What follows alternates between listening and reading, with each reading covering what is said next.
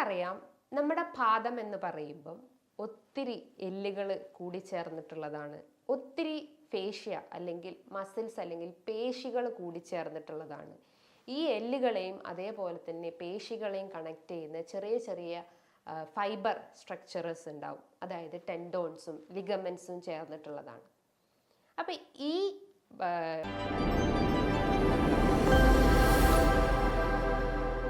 ഉപ്പൂറ്റി വേദന ഇന്നത് സ്ത്രീകളും പുരുഷന്മാരും കുട്ടികളും ആവട്ടെ ഒരേപോലെ പറയുന്നൊരു മെയിൻ പ്രശ്നമാണ്. ചിലപ്പം നമ്മുടെ ലൈഫ് സ്റ്റൈൽ ചേഞ്ചസ് കൊണ്ടാവാം ഈ ഒരു ബുദ്ധിമുട്ട് നമ്മൾ അഫക്റ്റ് ചെയ്തിട്ടുള്ളത്. എന്തുകൊണ്ടാണ് ഈ ഒരു ഉപ്പൂറ്റി വേദന ഇന്നത്തെ ഈ ഒരു ജനറേഷനെ ബാധിക്കുന്നത്? പണ്ട് കാലങ്ങളിലൊന്നും ഇത്തരം പ്രശ്നങ്ങൾ ആരും തന്നെ പറഞ്ഞു കേട്ടിട്ടില്ല. ഈ ഒരു ജനറേഷനെ മാത്രം അല്ലെങ്കിൽ ഇന്നത്തെ ഈ ഒരു ടൈമിങ്ങിൽ മാത്രം ഇത് ആളുകളെ അഫക്റ്റ് ചെയ്യുന്നത് എന്തുകൊണ്ടാണ്? ഇന്നത്തെ വീഡിയോയിലൂടെ നമുക്കതൊന്ന് ഡിസ്കസ് ചെയ്യാം. ഹായ്, ഞാൻ doctor Juhi Das, QNB health കെയറിലെ ഹോമിയോപ്പതിക് ഫിസിഷ്യനാണ്. നമുക്കറിയാം നമ്മുടെ പാദം എന്ന് പറയുമ്പം ഒത്തിരി എല്ലുകൾ കൂടിച്ചേർന്നിട്ടുള്ളതാണ്.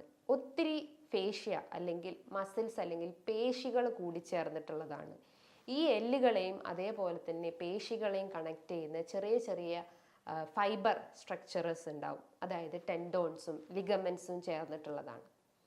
അപ്പം ഈ മസിൽസ് അല്ലെങ്കിൽ ഈ ഒരു ബോൺസ് അല്ലെങ്കിൽ ഈ ഒരു ഫേഷ്യാസ്, ഈ ടെൻഡൻസ്, ലിഗമെന്റ്സ്, ഈ ഒരു സ്ട്രക്ചേഴ്സിന് എന്തെങ്കിലും ഒരു ഡാമേജ് സംഭവിക്കുമ്പോഴാണ് നമുക്ക് ഇത്തരം വേദനകൾ അനുഭവപ്പെടുന്നത്.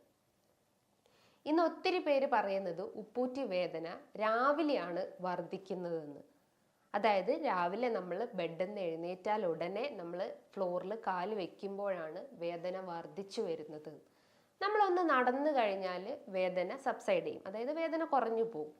ഇതെന്തുകൊണ്ടാണ് രാവിലെ മാത്രം ഇങ്ങനെ വർദ്ധിക്കുന്നത്?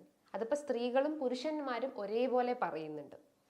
അതായത് നമ്മൾ റെസ്റ്റിംഗ് പൊസിഷൻ, നമ്മുടെ രാത്രി കിടന്ന ആ ഒരു പൊസിഷൻ എന്ന് പറയുമ്പം നമ്മളെ ബോഡിയിലെ എല്ലാ പാർട്സും ഒരു റിലാക്സ്ഡ് സ്റ്റേജ് ആയിരിക്കും. അതായത് നമ്മൾ ജസ്റ്റ് ഒന്ന് ഇമാജിൻ ചെയ്യുക, പാദമാണെങ്കിൽ ഈ പാദത്തിൻ്റെ അടിയിലായിട്ട് ചെറിയ രീതിയിലുള്ള ഫേഷ്യാസ് ഉണ്ട്. പ്ലാന്റാർ ഫേഷ്യ എന്ന് പറയുന്നു. പ്ലാന്റാർ ഫേഷ്യ, പ്ലാന്റാർ എന്ന് പറയുമ്പോൾ എന്താണ്? നമ്മളെ പാദത്തിൻ്റെ അടിഭാഗത്തിനെയാണ് സൂചിപ്പിക്കുന്നത്. ഫേഷ്യ എന്ന് പറയുമ്പോൾ എന്താ? മസിൽസ് അല്ലെങ്കിൽ പേശികളെ സൂചിപ്പിക്കുന്നു. അപ്പം ഞാൻ തുടക്കത്തിൽ തന്നെ പറഞ്ഞു, ഈ പേശികൾക്കോ ഈ ഫേഷ്യാസിനോ എന്തെങ്കിലും ക്ഷതം സംഭവിക്കുമ്പോഴാണല്ലോ ഇത്തരം പ്രശ്നങ്ങൾ വരുന്നത്.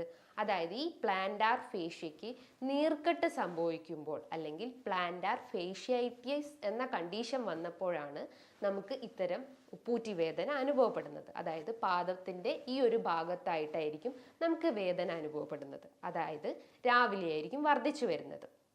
രാവിലെ വർദ്ധിച്ചു വരിക എന്ന് പറയുമ്പം നമ്മുടെ ആ ഒരു സ്ലീപ്പ് പൊസിഷൻ ടൈമിൽ അല്ലെങ്കിൽ ആ ഒരു റെസ്റ്റിംഗ് പീരീഡിൽ എല്ലാ ഫേഷ്യാസും എല്ലാ മസിൽസും ഒരു റിലാക്സ്ഡ് സ്റ്റേജ് ആയിരിക്കാം.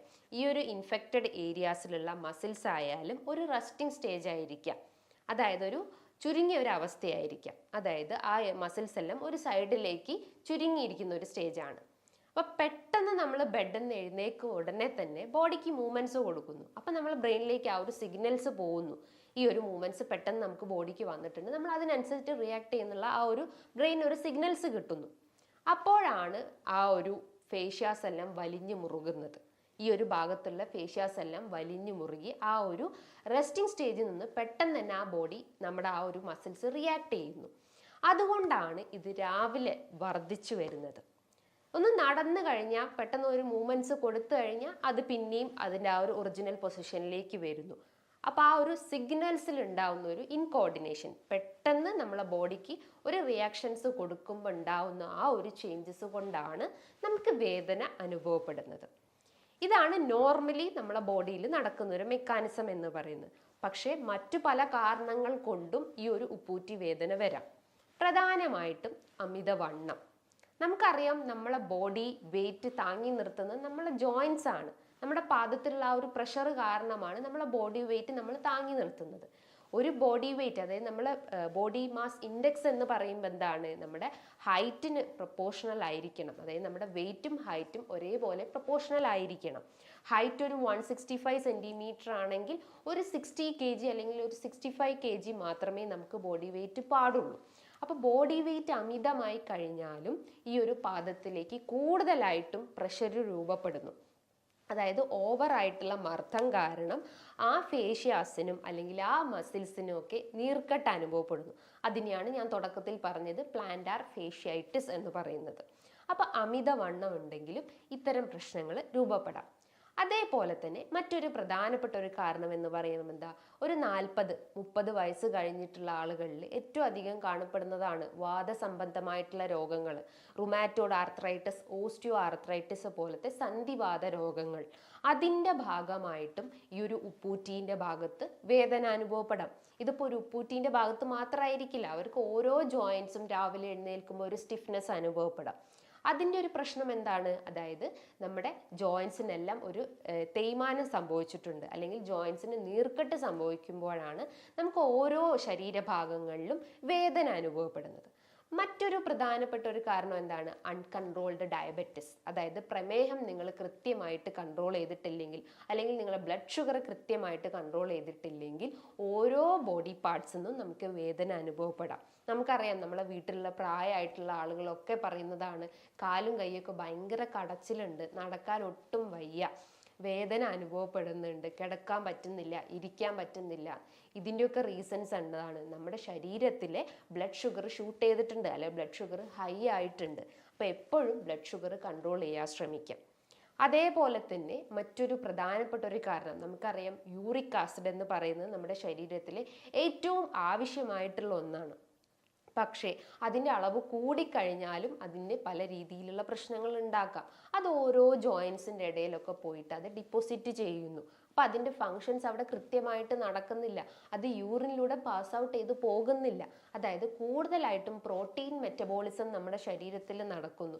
അതിൻ്റെ ഒരു ബൈ പ്രൊഡക്റ്റ് അല്ലെങ്കിൽ അതിൻ്റെ ഒരു വേസ്റ്റ് പ്രൊഡക്റ്റ് ആയിട്ടാണ് യൂറിക് ആസിഡ് നമ്മുടെ ശരീരത്തിൽ ഫോം ചെയ്യുന്നത്. അപ്പോൾ അതെന്ത് ചെയ്യും, നമ്മുടെ ഓരോ തള്ളവിരലിലും ചെറുവിരലിലും ഒക്കെ ചുറ്റുമായിട്ട് ഇത് ഡിപ്പോസിറ്റ് ചെയ്യുന്നു. അതിപ്പോൾ നമ്മുടെ പാദത്തിൻ്റെ അടിയിൽ ഡിപ്പോസിറ്റ് ചെയ്ത് കഴിഞ്ഞാൽ നമുക്ക് ഉപ്പൂറ്റി വേദന അനുഭവപ്പെടാനുള്ള ചാൻസസ് ഉണ്ട്. ഞാൻ തുടക്കത്തിൽ തന്നെ ഒരു സംശയം നിങ്ങൾക്ക് ഇട്ട് തന്നിട്ടുണ്ട്. അതായത് ഇത് എന്തുകൊണ്ടാണ് ഇന്നത്തെ ജനറേഷനെ മാത്രം ബാധിച്ചിട്ടുള്ളത്? പണ്ട് കാലങ്ങളിൽ ഇത്തരം പ്രശ്നങ്ങൾ ആരും പറയാറില്ലേ? അതിൻ്റെ റീസൺസ് എന്ന് പറയുമ്പോൾ എന്താ, ഇന്നത്തെ ഒരു തലമുറ എന്ന് പറയുമ്പം എപ്പോഴും TV, മൊബൈൽ ഫോൺസ്, കമ്പ്യൂട്ടേഴ്സ് ഇതിൻ്റെ അകത്ത് അഡിക്റ്റഡ് ആണ്. അപ്പോൾ ബോഡിക്ക് ഒരിക്കലും ഒരു മൂവ്മെൻറ്റ്സ് അവിടെ കൊടുക്കുന്നില്ല. പണ്ട് കാലങ്ങളിലാണെങ്കിലോ നമ്മളൊന്ന് നടത്തം അല്ലെങ്കിൽ ഓടിച്ചാടി നമ്മുടെ ബോഡി എപ്പോഴും ഒരു മൂവ്മെൻറ്റ്സ് കൊടുക്കുന്നുണ്ട്. ശരീരം നന്നായിട്ട് വേർക്കും, നന്നായിട്ട് അധ്വാനിച്ച് ജോലി ചെയ്യുന്ന ആളുകളാണ് എല്ലാവരും പണ്ട് കാലങ്ങളിൽ. പക്ഷേ ഇന്ന് അങ്ങനെയല്ല. ഇന്ന് എല്ലാവരും ഈ ഒരു സോഫ്റ്റ്വെയർ അല്ലെങ്കിൽ ഇന്നത്തെ ആ ഒരു മടി പിടിച്ച ലോകത്തേക്ക് നീങ്ങിക്കഴിഞ്ഞിരിക്കുന്നു. അപ്പോൾ അതിൻ്റെ ഭാഗമായിട്ടും അല്ലെങ്കിൽ നമ്മളെ ബോഡിക്ക് എപ്പോഴും ഒരു മൂവ്മെൻറ്റ്സ് കൊടുക്കുകയാണെങ്കിലും നമുക്ക് ഇത്തരം വേദനകൾ നമുക്ക് പ്രിവെൻറ്റ് ചെയ്യാൻ പറ്റുന്നതാണ്. ഒരു ഇംപ്രോപ്പർ മൂവ്മെൻറ്റ്സ് അല്ലെങ്കിൽ ലാക്ക് ഓഫ് എക്സസൈസ് ആണ് ഇതിൻ്റെ ഒരു മറ്റൊരു കാരണമെന്ന് നമുക്ക് പറയാം. അതേപോലെ തന്നെ നമ്മൾ യൂസ് ചെയ്യുന്ന അല്ലെങ്കിൽ നമ്മൾ ചവിട്ടുന്ന ആ ഒരു സർഫസും ഇതിനെ ഡിപ്പെൻഡ് ചെയ്യുന്നുണ്ട്. അതായത് വീട്ടിൽ ഗ്രാനൈറ്റ്സോ ടൈൽസ്, മാർബിൾസ് ഇത്തരം സർഫസിലൂടെ നമ്മൾ ചെരുപ്പിടാതെ നടക്കുകയാണെങ്കിലും അതിൻ്റെ ഭാഗമായിട്ടും നമുക്ക് ഉപ്പൂറ്റി വേദന അനുഭവപ്പെടാറുണ്ട്. അതേപോലെ തന്നെ നിങ്ങളുടെ ശരീരത്തിൽ തൈറോയ്ഡ് ഹോർമോൺസിൽ എന്തെങ്കിലും വേരിയേഷൻസ് വരുമ്പോൾ, അതായത് എസ്പെഷ്യലി ഹൈപ്പോ തൈറോയിഡിസം രോഗികളിലായാലും ഇത്തരം സിംറ്റംസ് രൂപപ്പെടാനുള്ള ചാൻസസ് ഉണ്ട്. സോ ഈ ഒരു പ്രശ്നങ്ങളാണ് അല്ലെങ്കിൽ ഇത്തരം കാരണങ്ങളാണ് നമ്മുടെ ശരീരത്തിൽ അല്ലെങ്കിൽ നമുക്ക് ഉപ്പൂറ്റി വേദന വരാനുള്ള റീസൺസ് എന്ന് നമുക്ക് പറയാം. ഇനി ഇത് നമുക്ക് എങ്ങനെ മാനേജ് ചെയ്യാമെന്ന് നോക്കാം. ഇതിൻ്റെ എക്സസൈസും അതേപോലെ തന്നെ ഡയറ്റും നമ്മൾ എന്തൊക്കെ ഫോളോ ചെയ്യണമെന്ന് നോക്കാം. എക്സസൈസ് എന്ന് പറയുമ്പം ഞാൻ പറഞ്ഞു, ആദ്യം തന്നെ ചെയ്യേണ്ടതെന്ന് വെച്ചാൽ നമ്മൾ റെസ്റ്റിംഗ് പൊസിഷനിലാണ് നമുക്ക് ഈ ഒരു വേദന അനുഭവപ്പെടുന്നത് എന്ന് പറഞ്ഞു. അപ്പം നമ്മൾ രാവിലെ എഴുന്നേറ്റാൽ ഉടനെ തന്നെ ബെഡിലിരിക്കുക. എന്നിട്ട് ബെഡിൻ്റെ അകത്ത് നമ്മുടെ കാല് ജസ്റ്റ് ഒന്ന് താഴോട്ട് തൂക്കിയിടുക. എന്നിട്ട് ജസ്റ്റ് ഒന്ന് പാദത്തിന് എക്സസൈസ് കൊടുക്കുക. ഇമാജിൻ ചെയ്യുക, നമ്മുടെ ലെഗ് ആണെങ്കിൽ ഇതിന് ജസ്റ്റ് ഒരു അപ്പ് ആൻഡ് ഡൗൺ മൂവ്മെൻറ്റ്സ് കൊടുക്കുക എപ്പോഴും. അങ്ങനെ ഒരു മൂവ്മെൻറ്റ്സ് കൊടുക്കുമ്പോൾ ആ മസിൽസ് ഒക്കെ ഒന്ന് റിലാക്സ് ആവും. അതായത് ആ ഒരു കുടുങ്ങിക്കിടക്കുന്ന മസിൽസ് ഒന്ന് റിലാക്സ് ആയിട്ട് അതിൻ്റെ മൂവ്മെൻറ്റ്സ് ഒക്കെ ഒന്ന് കോർഡിനേറ്റ് ചെയ്യാൻ പറ്റും. ഇങ്ങനെ ഒരു 5 മിനിറ്റ് രാവിലെ എഴുന്നേറ്റാൽ ഉടനെ തന്നെ ഒരു 10 വട്ടം നിങ്ങൾ ചെയ്യുക. രണ്ട് പാദങ്ങൾക്കും ഇങ്ങനെ ഒരു എക്സസൈസ് കൊടുക്കുക. രണ്ടാമതായിട്ട് ചെയ്യേണ്ട ഒരു എക്സസൈസ് എന്ന് പറയുമ്പം നിങ്ങളുടെ പാദം ജസ്റ്റ് ഒന്ന് ഇമാജിൻ ചെയ്യുക. ഈ ഒരു സർഫസ് ആണെങ്കിൽ നമ്മുടെ പാദം ഈ ഒരു സർഫസിൽ വെക്കുക. വെച്ചതിന് ശേഷം ഈ ഒരു ഹീൽ റീജിയൻ കുറച്ച് പിന്നോട്ടേക്ക് ആക്കി വെക്കുക, അതായത് പുറത്തേക്ക് ആക്കി വെക്കുക. എന്നിട്ട് ഈ ഹീല് നന്നായിട്ട് അപ്പ് ആൻഡ് ഡൗൺ മൂവ്മെൻറ്റ്സ് കൊടുക്കുക. അല്ലെങ്കിൽ നമ്മൾ സ്റ്റെയർ കേസ് കയറുവാണെങ്കിൽ ആ സ്റ്റെയറിൻ്റെ സർഫസിൽ നിൽക്കുക. എന്നിട്ട് പാദം ജസ്റ്റ് ആ സ്റ്റെയറിൻ്റെ പുറത്തേക്കായിട്ട് വെക്കുക, സ്റ്റെപ്പിൻ്റെ പുറത്തേക്കായിട്ട് തള്ളി നിൽക്കുക, അതായത് കാഫ് റീജിയൻസ്, ഹീൽ റീജിയൻസ്. എന്നിട്ട് ഒരു അപ്പ് ആൻഡ് ഡൗൺ മൂവ്മെൻറ്റ്സ് കൊടുക്കുക. ഒരു 5 മിനിറ്റ് നിങ്ങൾ കൃത്യമായിട്ട് ഇത് ചെയ്യാൻ ശ്രമിക്കുക. ഏകദേശം ഒരു 10 വട്ടം ഇത് ചെയ്ത് കഴിഞ്ഞാൽ ആ നീർക്കെട്ടും അല്ലെങ്കിൽ ആ കാഫ് മസിൽസിൻ്റെ ആ ഒരു ടൈറ്റ്നെസ് ഒക്കെ നമുക്ക് കുറയ്ക്കാൻ പറ്റുന്നതാണ്. മറ്റൊരു ടിപ്പ് എന്ന് പറയുന്നത്, നിങ്ങളൊരു ചൂടുവെള്ളം എടുക്കുക, അതിൻ്റെ അകത്തേക്ക് റോക്ക് സാൾട്ട്, കല്ലുപ്പ് ആഡ് ചെയ്യുക. നന്നായിട്ട് മിക്സ് ചെയ്തതിന് ശേഷം വേദനയുള്ള ആ ഒരു ഉപ്പൂറ്റി ഭാഗം ഇറക്കി വെക്കുക. ഒരു 5 മിനിറ്റ് നിങ്ങൾ ഈ ഒരു പ്രൊസീജിയർ മെയിൻറ്റെയിൻ ചെയ്യാൻ ശ്രമിക്കുക, അല്ലെങ്കിൽ ഈ ഒരു പോസ്റ്റർ മെയിൻറ്റെയിൻ ചെയ്യാൻ ശ്രമിക്കുക. ഇരിക്കുന്ന പോസ്റ്റർ എന്ന് പറയുമ്പോൾ കറക്റ്റായിട്ട് ആ ഒരു സുപ്പൈൻ പൊസിഷൻ മെയിൻറ്റെയിൻ ചെയ്യാൻ ശ്രമിക്കുക. മറ്റൊരു ടിപ്പ് എന്ന് പറയുന്നത്, ഒരു ബേസിൻ്റെ അകത്തേക്ക് കുറച്ച് ചൂടുവെള്ളം എടുക്കുക. അതേപോലെ തന്നെ മറ്റൊരു ബേസിൻ്റെ അകത്തേക്ക് കുറച്ച് തണുത്ത വെള്ളം വയ്ക്കുക. എന്നിട്ട് നമ്മളെ പാദം, വേദനയുള്ള പാദം 2 വെള്ളത്തിലും മാറി മാറി വെക്കാൻ ശ്രമിക്കുക. ഒരു 2 മിനിറ്റ് നമ്മൾ ചൂടുവെള്ളത്തിൽ വെക്കുക, അതേ ടൈമിൽ തന്നെ 2 മിനിറ്റ് തണുത്ത വെള്ളത്തിൽ വെക്കുക. ഇങ്ങനെ മാറി മാറി നമ്മളൊരു 5 മിനിറ്റോ അല്ലെങ്കിൽ ഒരു 10 മിനിറ്റ് ചെയ്യാൻ ശ്രമിക്കുക. ഇങ്ങനെ ചെയ്യുമ്പം ആ നീർക്കെട്ട് അതിൽ നിന്ന് അലിഞ്ഞു പോവുകയും അല്ലെങ്കിൽ ആ നീർക്കെട്ട് നമുക്ക് കംപ്ലീറ്റ് ആയിട്ട് റെഡ്യൂസ് ചെയ്യാൻ പറ്റുന്നതാണ്. അതേപോലെ തന്നെ നിങ്ങളൊരു ബോട്ടിലിൽ കുറച്ച് വെള്ളം നിറച്ചിട്ട് ജസ്റ്റ് ഒന്ന് ഫ്രീസ് ചെയ്യാൻ വെക്കുക, അല്ലെങ്കിൽ ഫ്രിഡ്ജിൽ വെക്കുക. അപ്പോൾ അതൊരു ഐസ് പാക്ക് പോലെയാവും. എന്നിട്ട് ആ ഒരു ഐസ് പാക്ക് അല്ലെങ്കിൽ അതൊരു ക്യൂബിൻ്റെ അകത്ത് വെച്ച് അല്ലെങ്കിൽ ബോട്ടിലിൻ്റെ അകത്ത് വെച്ചതിന് ശേഷം അതൊരു ക്യൂബ് പോലെയാവും, അല്ലെങ്കിൽ ഒരു ഐസ് പാക്ക് പോലെയാവും. എന്നിട്ട് നമ്മുടെ പാദത്തിൻ്റെ അടിയിൽ വെച്ചിട്ട് ജസ്റ്റ് ഒന്ന് റബ്ബ് ചെയ്യുക. ഇങ്ങനെ ഒരു 5 മിനിറ്റ് ജസ്റ്റ് ഒന്ന് റബ്ബ് ചെയ്യാൻ ശ്രമിക്കുക. അങ്ങനെ ചെയ്യുമ്പോഴും ആ ഒരു നീർക്കെട്ട് കൃത്യമായിട്ട് അതിൽ നിന്ന് അലിഞ്ഞു പോവുകയും അല്ലെങ്കിൽ നീർക്കെട്ട് നമുക്ക് കംപ്ലീറ്റ് ആയിട്ട് കുറയ്ക്കാൻ പറ്റുന്നതാണ്. ഈ ഒരു കാര്യങ്ങൾ നിങ്ങൾ കൃത്യമായിട്ട് ചെയ്യാൻ ശ്രമിക്കുക. ഇങ്ങനെ ചെയ്യുമ്പം ആ ഒരു നീർക്കെട്ടും കുറയും, അതേപോലെ തന്നെ ആ ഒരു വേദനയും ആ ഒരു ടൈറ്റ്നെസ്സും നമുക്ക് കുറയ്ക്കാൻ പറ്റുന്നതാണ്.